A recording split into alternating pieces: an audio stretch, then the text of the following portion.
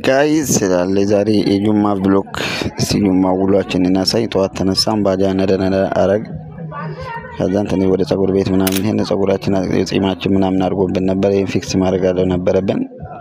እዚህ ጋር ፏ ብለን ፀጉራችን ተቆረጠን ምናምን ጨራረስን። አሁን ወደ ሻወር እንሄዳለን።